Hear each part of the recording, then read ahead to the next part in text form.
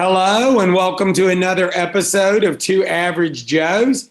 Joseph St. John here, and as many of you know who've been watching, I have like 30 years of law enforcement experience. Got a chance to do everything, include being in charge of homicide, and been able to see a lot of different things, but we're talking about something very, very interesting with these Michigan murders, and I think this episode might be the most interesting episode. And of course, my partner is Robert Baker, and I'll let him introduce himself. Yeah, Robert Baker. I'm a practicing attorney in Michigan, in Southwest Michigan, though I practice all over the state. Do some high-profile cases, mostly criminal, and some civil trial work. Small-town lawyer, so I do custody and child custody, divorces, other things. But I have wide and vast experience. Well, not vast, but a lot of experience in different practice areas.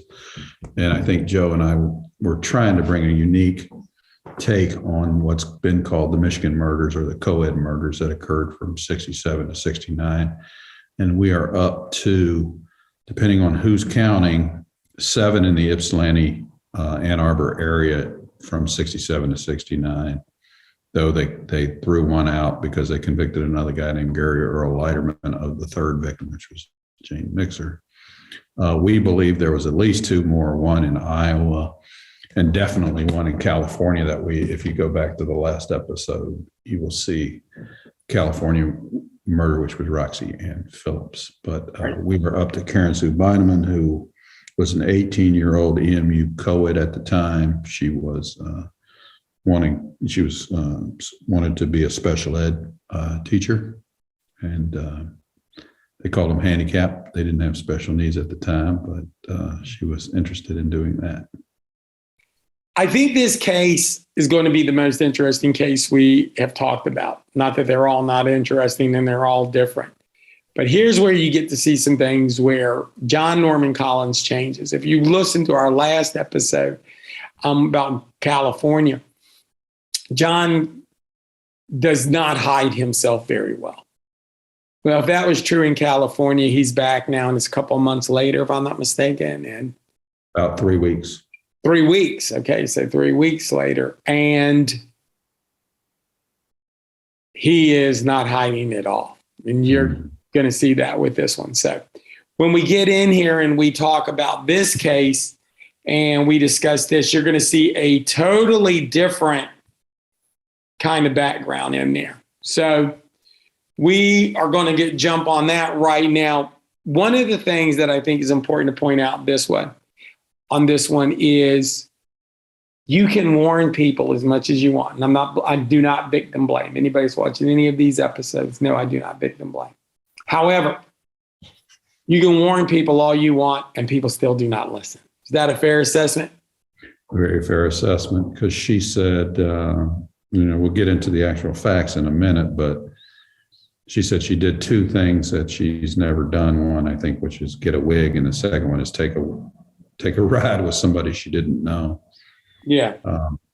But just as a background, though, there's a couple of things that happen in the interim. So him and his Pizzo go out and they steal this trailer and they go to California, and that's the last episode.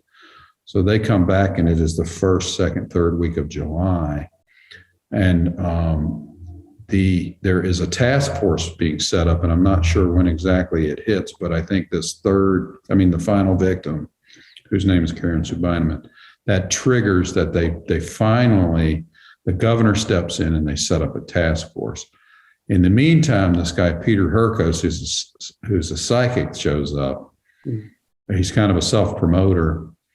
And he was involved in the Boston Strangler too. He was involved in this Boston Strangler case. So he insinuates himself into this case, though none of the police seem to like it, which rightly so, I would assume. And then also in the interim, somewhere in these last three weeks in 1969, there was a riot in the streets of some tenants, I guess, that were fighting over the tenants' rights or something like that. Right. And so that's what's swirling in the background. And then, so what happens is Miss Beineman, she eats at about 12:15, I think, at a dining hall at EMU. And then she goes to this wig shop in Ann Arbor. I believe it was in Ann Arbor to get fitted for a wig. And she goes to this wig shop and she gets her wig and she tells the people in there that, hey, I've done, this is two things that I've never done in my life. One is get a wig. Secondarily, I'm taking a ride with a really good looking guy on his motorcycle. A stranger. And they do try to dissuade her of that, say, hey, don't you know that there's a serial killer running around? Well, they didn't know serial killing at the time. Girls are getting killed from. Yes, they are the two young ladies, or the middle-aged ladies to be better suited in there, that are in the wig shop are telling her this is a bad idea. Yeah, and trying to we don't get them blame, but I mean, this one is a totally different animal. Right. And she tells him, no, I'm not going to go do it. But then they watch her go get on the back of this motorcycle and take off. And Larry Mathewson, who I interviewed him before he died, I think it was back in 2015. I interviewed him in my law office for about 2 hours, and we're going to post what his interview was. But in our source material, which we've ad nauseum told you what that is, he is in it, and he had seen John Norman Collins on a motorcycle of the description that was eventually given right down there in that area, and seen not only by Larry Mathewson, but several people. By everybody, I believe, in the EMU community. Yeah, pretty much. He is now being brazen. He was brazen in California, and he hadn't stopped. He is brazen in California, and he is brazen now. Yeah. And I think that's important for everybody to know. She gets on the back of the bike. Now, you have to understand, you gave us time that she was on the back of the bike. Somewhere around 12:30, they surmise is when he is driving around for a while before that, just talking to everybody, trying to pick somebody up for a ride. It is broad daylight now. Yeah, it is broad daylight. He is driving around and talking to people that we like to refer to as witnesses. Right. And this is July 23rd. Yes. At approximately 12:30. And so he is going to talk to numerous people before he picks up Beineman. Yeah. And so Miss Beineman disappears, and within about, 4 hours or 5 hours, I believe there was a matron or something at her. She was living on campus in one of the, what do they call that back in the day? I know they had bachelor's dorms or whatever they call female dorms, but they had started getting a little antsy because she hadn't come back. So they report it, and the cops aren't really on it until a body is found on the 26th.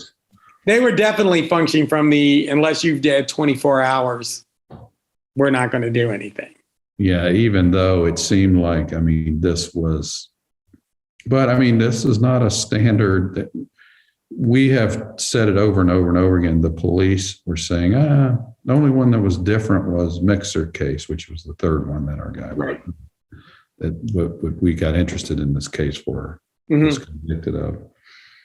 And this, a broad daylight abduction, yeah, it's completely different. And by the way, just to get double back on something, he waits for Beineman. Yeah. On the bicycle, on the motorcycle. He waits for Beineman. Yeah. And they come out, both of the women in the wig shop, and look for him and look at him. Right. Now, as eyewitnesses would be, there's some, not 100%, but that's eyewitnesses. Yeah. And he was wearing a distinctive shirt and some shorts, and he's really a good looking guy, at least to women. And make no mistake about it. He was out there, and he was letting everybody see him on this particular day. So Miss Beineman disappears. Her body is found by a doctor on Riverside Drive in a gully, and it seemed like the body was thrown. Thrown, he was a strong guy, but a dead weight, throwing something down in a gully, and it had rolled several times before it got down to the bottom. we've always surmised that there may be more than one killer. Right. I don't know. I guess pitching a dead body out at a distance, maybe it can be done. He was a strong guy. He was a weightlifter, but yeah, he's a big, strong dude. But there's other things that, other voices, 3 people in the car, things have been said. Yeah. It does make you wonder. Cases. Yeah, they find her, and this is where I think he has made a scene. Let me back up. He has made a scene. Now we have her missing, and now she is found. Yeah. And this is where I do not want to use the term Keystone Cops, because if it had worked, they would have been genius, but it didn't. Right. And it turned really bad. Yeah. So Sheriff Harvey, who was the Washtenaw County Sheriff at the time, youngest elected sheriff in history, and I think he was a Democrat, which was rare, I guess, in that county. Well, not at that time. That probably wasn't as rare as it would be now. And I think we've mentioned it, but he was a well-known race car driver in the area. He was known, and he's quite the character. And we have reached out to him to try to get him on here to kind of explain.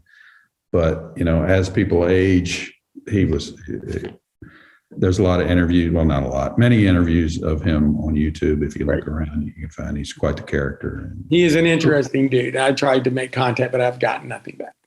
Right. So anyway, his idea was to, hey, let's not remove, there was discussions of let's not remove the body. Which is a bad idea. Yeah, which is a bad idea, and we will stake it out to see whether or not the perpetrator would come back, because it appeared like they had come back in a couple of different cases. I mean, I'm almost positive that they have evidence. No, they felt he was going to come back.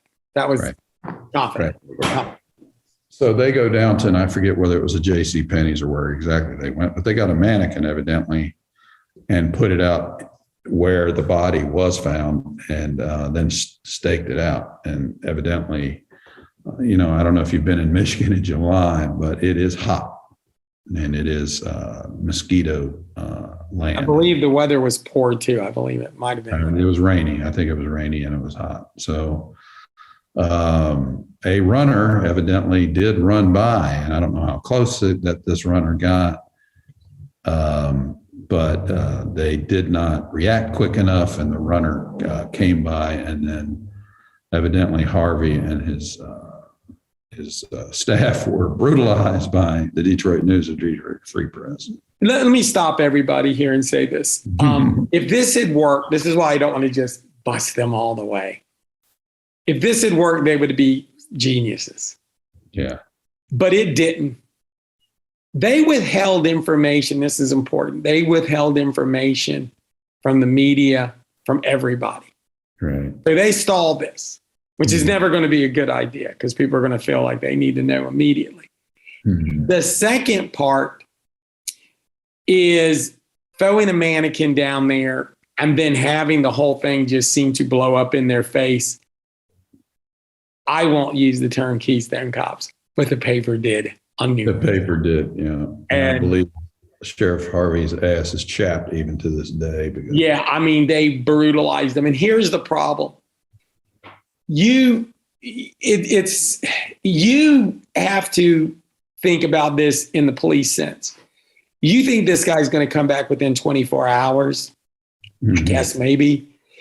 But that's a heck of a risk to hold information. Mm-hmm. I mean, they're in crisis now. Let me put that in perspective. They are in complete crisis now. Yeah. Okay. Complete crisis. Okay. You have another murder. Mm-hmm. Okay. This is number 7 that they would have added, regardless of what the future would say. Yeah. This is number 7 right now. Yeah. Okay. And you have somewhere around 5 in the last 6 months. Right. It is escalated to everything. And now you come up lame, and it seems like nobody knew what to do when the guy was running by. Yeah, right. They needed to get a hold of him. Was it John Norman Collins? Was it the murderer? We don't know.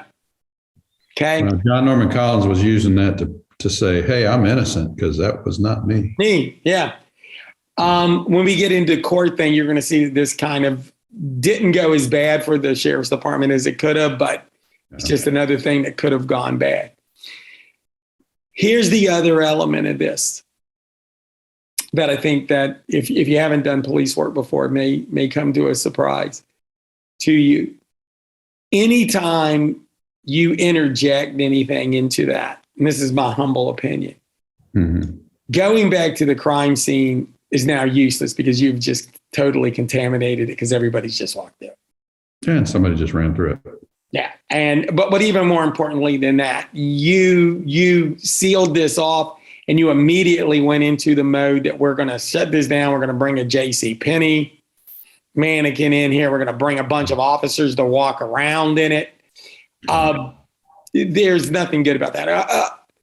Contrary to what you see on TV where they'll show you a crime scene with 300 people in it, that's not the way it works. Okay. You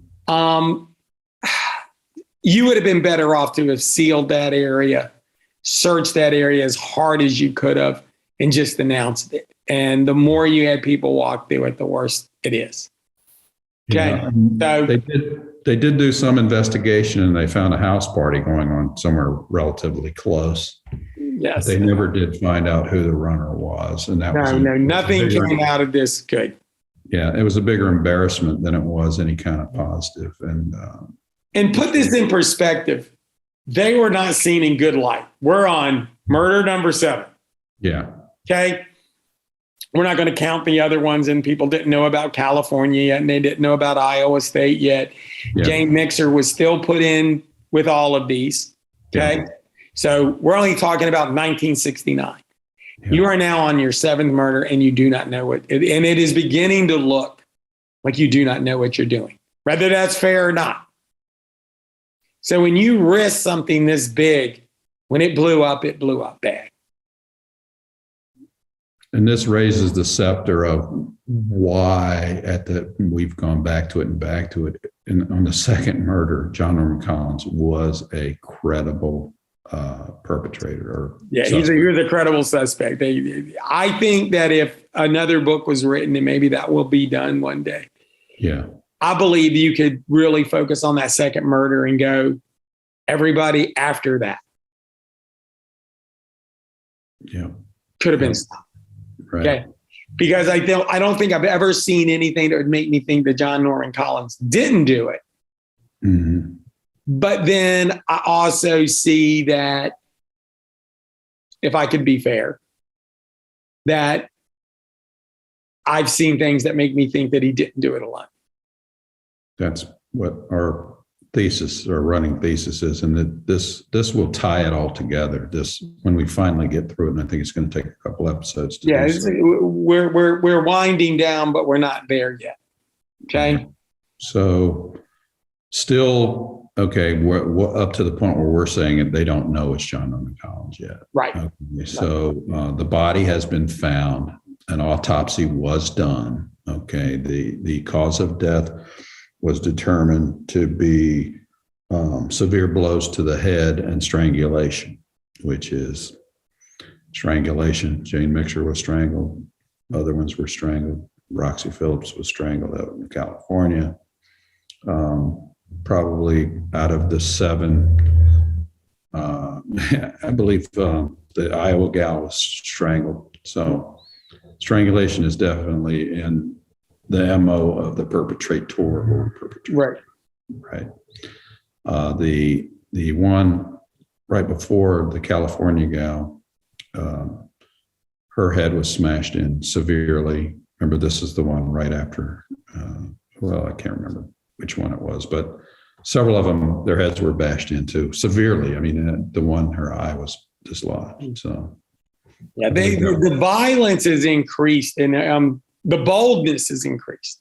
Yeah. So to put it in perspective, John Collins is riding his motorcycle, which is made up of stolen parts. Right.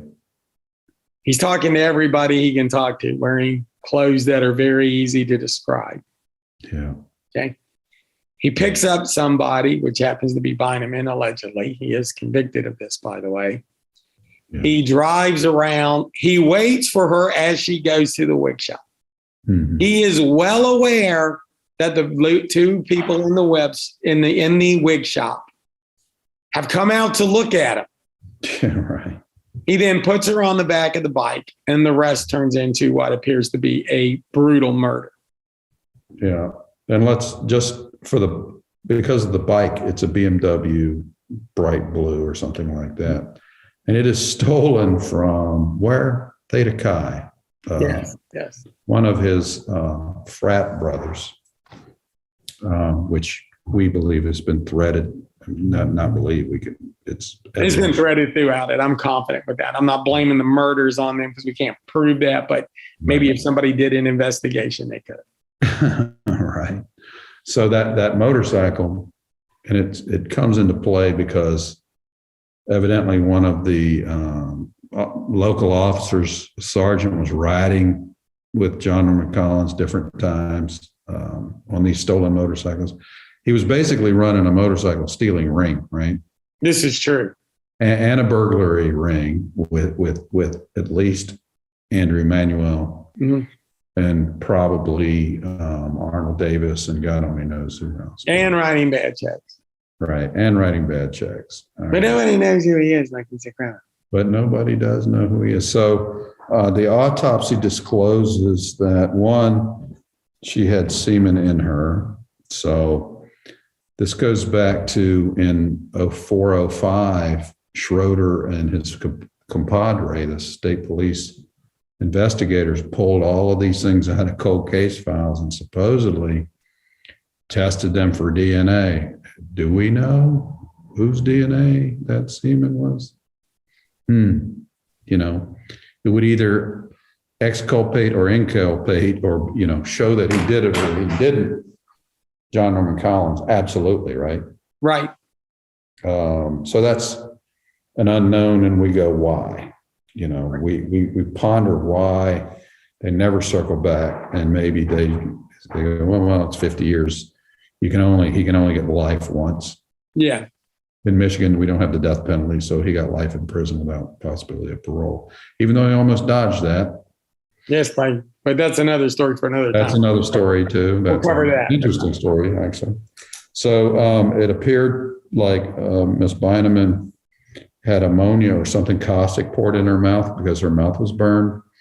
She had her her shorts were stuffed in her mouth, and her panties were shoved into her vaginal vault.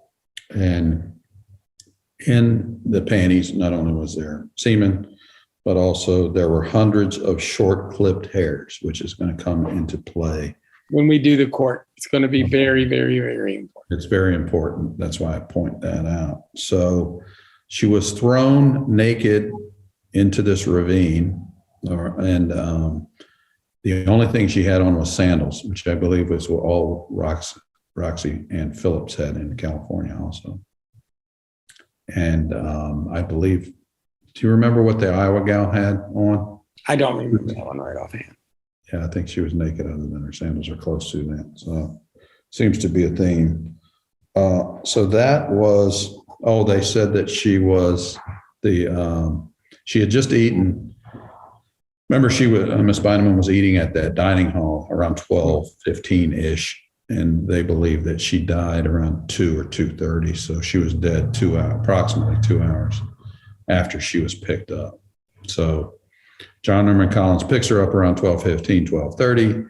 She's dead within an hour and a half, which seems to be the modus operandi of every person that disappears, is dead within a couple of hours and in a heinous way. Okay, so. Now, what's going to get interesting is when they find the scene. Yeah. So I think he was a corporal at the time, I forgot his first name, but John Norman Collins' uncle, Michigan State Police trooper, evidently in the Ypsilanti post. He lived in Ypsilanti, and him and his wife come home after a vacation. They had 2 young boys. They come home from this vacation, and John Norman Collins was their nephew and was supposed to be feeding the dog, I guess, while they were away. So they come home. the wife notices some interesting scuff marks on the floor in the basement that weren't there. Some black paint on the floor, spray painted, covering something unknown. Some things were missing, some things were moved. They didn't think much of it. They were mad at John Norman Collins or something. Miss Like was meticulous. Yeah. Keep that in mind, gang, because you're going to see that as this progresses for the next few episodes. Right. And she was a big gal. She was about 6 feet tall. And this comes into play in the mixer. When we circle back, we'll discuss the third mixer murder of Gary Leiterman conviction. There had been, before they went on their vacation, she had given her two sons haircuts. True. And I believe also Mr. Like. Yeah. Haircuts, because that's what they did in their basement. They cut hair. And interesting, me and a private investigator buddy of mine went in that basement probably 3 or 4 years ago. And I have a video, which I'll try to find and make available. Well, they're really like short clips. I took pictures of it. And it really hadn't changed. The paints were the same. Everything was pretty much the same. It was a new owner. Right. And it's like a 50s, 60s vintage salt box ranch, I guess you'd call it. Michigan have full basements in them. I don't know if people know it, but usually concrete or cinder block. These were cinder block. And some interesting things are found. So most of the information that's in Earl James's book comes after this investigation, because they have just put the task force together. Earl James has made the evidence commander, or I don't know, the person who's in charge of the evidence. They set the task force up at this Catholic seminary, or former Catholic seminary. And so everything's rolling. Got any comments, Joe? I think that we're going to get more into it when we go to court. But see, here's where some things get interesting. You'll hear people go, well, he always took them to these out-of-way places. Well, absolutely not true. Beineman, he actually takes them back to Corporal Like's house. Yeah, right. Okay. To which his wife is 6 foot tall. And we'll get in more when we talk about the mixer case later in the series, where she is strangled by somebody. She is strangled with a pair of hose that belongs to somebody that's about 6 feet tall. Yeah, a stocking that is somebody 6 feet tall. So, and she's older too. She's not a younger, like 20-year-old. She's not wearing pantyhose, to clarify that. She's wearing stockings. Stocking. Okay? To which she had hung up. So, you're starting to see this whole everything's different, everything's, the same, just unravel with each one of these cases. Okay. Yeah. Now, here's what becomes intriguing. And we want to make sure that we don't go too deep into this, because it's going to come back with the court. He takes her back there. He murders her. He drops the body off. Allegedly. Because he shows up pretty close at some other places. Right. Okay. To include a motorcycle shop. Yeah. And I believe a restaurant. Yeah, he does. He Okay. does. And even though the prosecutors act like they have this timeline whipped, it's razor thin. It really is. It really is. I mean, I'm not sure that he got a fair trial, honest to goodness. But yeah, we're not taking up for him. But when we get more into the trial, you're going to realize this timelining. If you read some of the books, because most people just want to say John Collins is the murderer, looks that way to me, and then they begin to, work all of the stuff to fit, right? That's the way It's like, well, if he's 20 minutes earlier at a particular place, that means he can't be in the timelining. You're cutting it razor thin. Okay? Yeah. We really don't know. And this is one of the things that's frustrating about this case. And again, we can't talk to, we've tried, but a lot of people are no longer even with us. So it's not like it's that easy. This case, the timeline is razor thin. Right. Okay. So like and his wife are looking in the basement, they see these scuffs and then this black paint. So they scrape it up and they see something. that appears like it could be blood. So then that's where Corporal Like finally goes, I might have to talk to my commander about this. Right. And so he goes to the state police post and he goes, but I think that the aunt calls John Norman Collins first and kind of gives him a heads up. Yeah, he's good a heads up. He's getting professional courtesy like that. Right. Okay. And I can't remember. There was a neighbor that said that they saw him driving away with a Bold box, right? Wasn't that in this case? Was it a Bold or a Tide box? I thought it was a Bold box, but it could have been a detergent box. A detergent box, which comes into play in the mixer case also, right. which we'll circle back on. But so Like's wife, I believe, who's aunt to John Norman Collins, calls him up and says, "Hey, what the hell is going on? We have stuff in our basement. There's scuff marks that shouldn't be there, and then there's a flat black paint can that's disappeared, and there's paint on the floor." I want to stop you there. The average person would not know a flat black can of paint was missing 5 minutes after they got there. Right. Right. I mean, we're laughing, but it's the facts. I mean, as we progress into this, you're going to realize she is just on it. Yeah, she just think he made a mess. Right. Right. And that's all she was taking it because she loved him, probably still did when she died. But no, when she attacks this, she does not want him to be the murderer. She's not even thinking he did a murder. She just thinks he messed up the house because he's scuffed it. Right. There's also some concern that he didn't eat the watermelon she left for him. That's true. That's true. Well, he says he never went down in the basement, is what he told her. Right. And that's where I believe a light bulb probably finally came on. Right. And I think he just realized that the light bulb was beginning to burn pretty bright over his house. Right. I'm going to be honest with you. Him and a friend actually go down there and start surveying the crime scene before they do anything else. Yeah. That's not the way it works. It shouldn't be the way it works. Ever.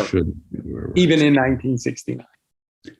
And Joe and I have mentioned it, Joe more than me, but the Officer Corporal Light gets promoted here somewhere close to now. And whereas if this happened, I'm serious, if this happened now, he would have been unpromoted and being stuck in the furthest reaches. Right. Yes. They wouldn't have got it. They wouldn't have said, well, it was his turn. It was just basically what they said. Right. I know there was a murder in his house, and apparently the guy's a criminal, and apparently he knew it. Right. Okay. So they set it up to where he would get John Norman Collins to come in and be interviewed, and he was present at the interview. And I'm like, man, if that's not a conflict of interest, I do not know what. Yeah, the term conflict of interest did not exist in 1969, apparently, with the state police. Yeah. John Norman Collins should have been removed from this.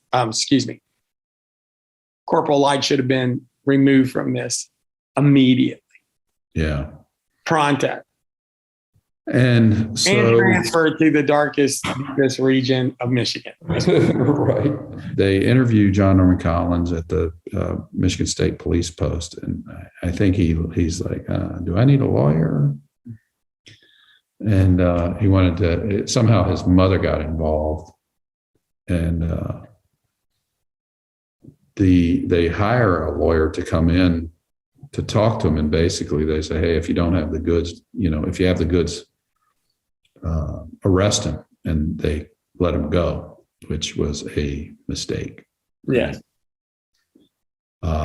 They had staked his house out, or somebody had gone out and talked to him. So there was supposedly a bunch of trinkets that John Norman Collins packs in his vehicle and takes off with it, at least according to Davis. So Arnie Davis is living with him, and he's a former frat brother because John Norman Collins was kicked out of the frat. But I think John Norman Collins goes to Arnie and says, "Hey, here's this knife. Will you hide this for me?" Right.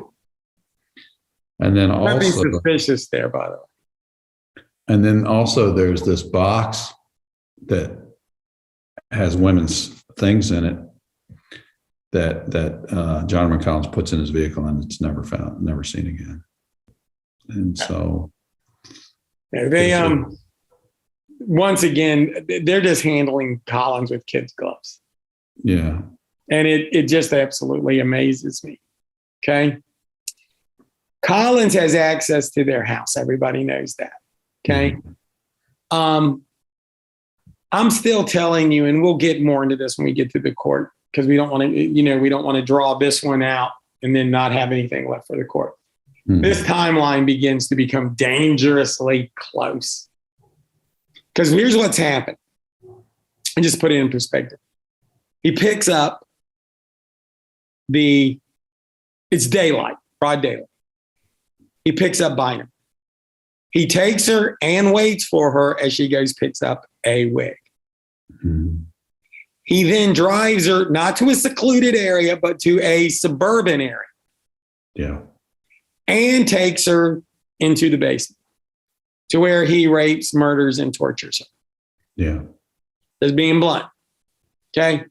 He then is able to remove what should have been a nude body out of an area in a suburban area. In broad daylight. In broad daylight. Okay. And nobody knows.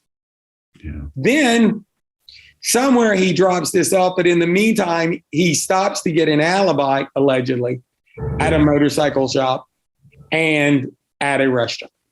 Yeah. While dropping the body. There you go.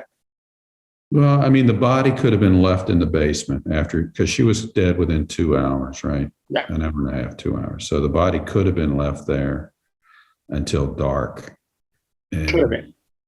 And there could have been another perpetrator too. So there we go. Nobody ever proved any of this. Yeah, nobody proved any of that. Yeah, they were really thin on evidence as far as, they were thin on theory. Yeah. But, once again, not everybody gets good lawyers. This guy, they were calling his lawyer. Well, he changed lawyers a few times. Okay. He got kind of a court-appointed local guy at first that his mother knew. But then this guy named Louis Sell, who was supposedly the Perry Mason of Michigan, got retained. And this will probably be in the second episode of this, and he was a well-known lawyer, but he ends up dying either right after the trial. He has a heart attack during it. Yeah, he has a major heart attack.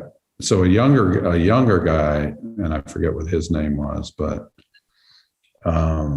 he talks Louis L. into taking the case, and then he pretty much does all the heavy lifting, and Louis L. doesn't appear like he has a whole lot of involvement in the case, and he does have a heart attack during it. But yes, and there's some timeline stuff. Like I said, we're a little ahead of ourselves, but we'll get that done. We just want to set the pace of it. But yeah, that's a possibility. I didn't see anybody in my research prove any of that, or even tried to. Okay. And what we don't have, and this is what I wish we had the resources, because we know that there is somebody out there with 100,000 pages, and I probably have 50,000 pages on just the Leiterman side, which is the Mixer case. But there's a transcript of that trial, which I have never seen the actual John Norman Collins trial. That is good. It hasn't occurred yet because we haven't even got up to his arrest yet in this episode. But. And we don't want to go there, but we'll just say that was not handled the way most people would have handled. It was not handled properly, and we try not to beat the police up, but man, this is hard. It's just hard. And I'll tell you something, even when you give everybody the benefit of the doubt, just Collins being so close to they were close to his uncle, and nobody putting those separators in between. Yeah. And again, as we get ready to wind up, you have to also deal with this. Let me explain something to you. When we wrap this up, I think most people will agree. If they had done something after the second murder, people would have been still alive. Yeah. So it gets crazy there. So next week, we're going to wrap some things up with the murder, and then we're going to quickly go into the court case, and we'll talk about some of the things and be a lot more specific. We got a little bit ahead of ourselves, but still good about what's going on with the court case. Mm-hmm. But, so at this point, John Norman Collins is dead nuts in the sights of law enforcement, for sure. The Michigan State Police. Yes. The task force is set up at this point, and they are pretty much know that it's him, or they think that it's him. The bullseye is being set on the target. It is, but it's unfortunate that, Joe and I say it every couple of episodes is, man, they had him in their sights at the second murder. And let me clarify something. He's a criminal.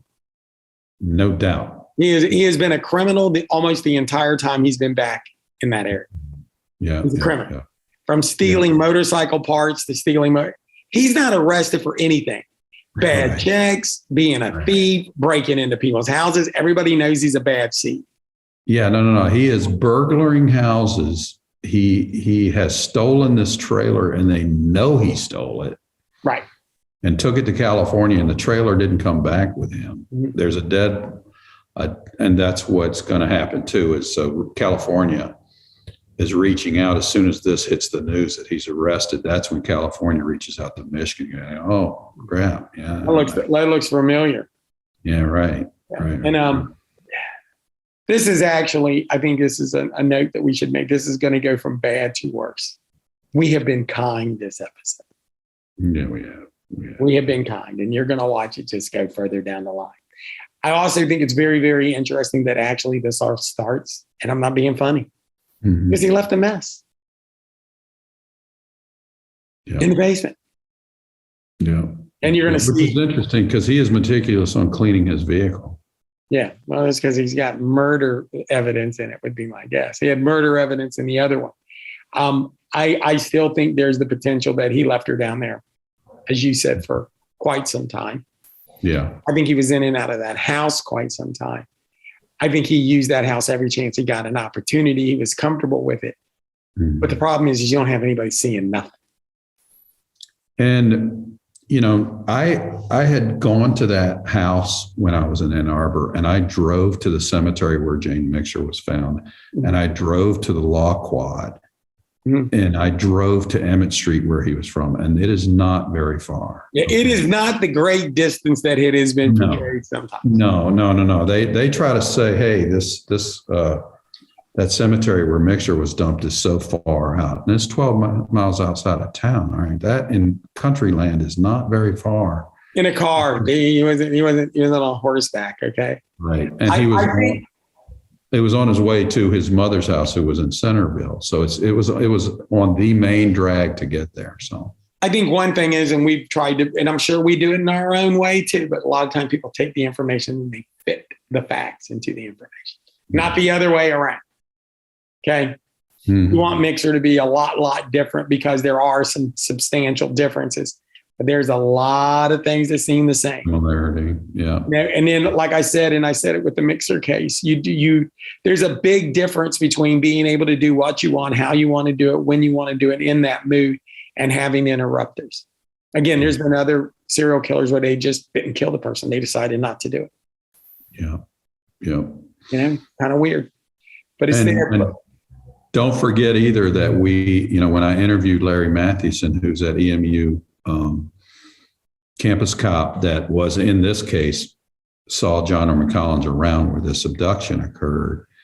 When I interviewed him, he had said, yeah, and there was somebody at this house, and he would never tell me. He said he wouldn't tell me without a subpoena, that he was directed to dig something up out of a dog pen. Right. And what he dug up was bloody seat covers. Which nobody has ever said why or what. No, it's not in any book. It's nowhere. I had sent out Freedom of Information Act requests, and for the people out there, that's when, if you have anything that you want from a governmental body, unless it's protected under certain statutes, you get it. Whether it's an FBI investigative report or local report. So I had sent, I think it was 2 or 3 Freedom of Information Act requests, and this was years ago, seeking where that possible, those seat covers would have hit, and they should have hit the Beineman evidence log. Nope. They're nowhere to be found. They are nowhere to be found. And Fournier, when he did his book, it's not mentioned at all. And I know he interviewed Larry Mathewson for his book, and it didn't hit his pages. So I don't know what. You do not know. We cannot find any information. People, when we get to that interview, they're going to be intrigued by that. Yeah, they were. Well, look, make sure you hit subscribe here. Check out our website. There'll be, down there below, there'll be a website. We would appreciate any donations we can get. We're trying to keep the lights on, as they say, and trying to grow our process here. So anything you can do for us, we'd appreciate it. So we look forward to next time, and we'll go back over this and get you ready for court. So until then, y'all guys have a good time. We'll see you soon, and see you.